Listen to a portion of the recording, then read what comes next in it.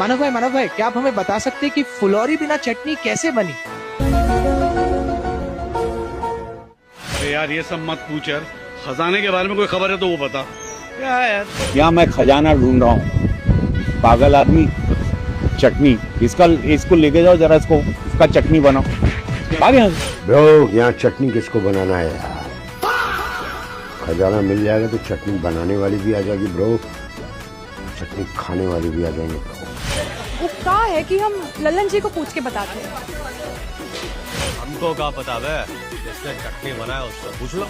कैसे बनी हो रामा, कैसे बनी फुलौरी बिना चटनी? कैसे बनी फुलौरी बिना चटनी? कैसे बनी फुलौरी बिना चटनी? कैसे बनी फुलौरी बिना चटनी? कैसे बनी?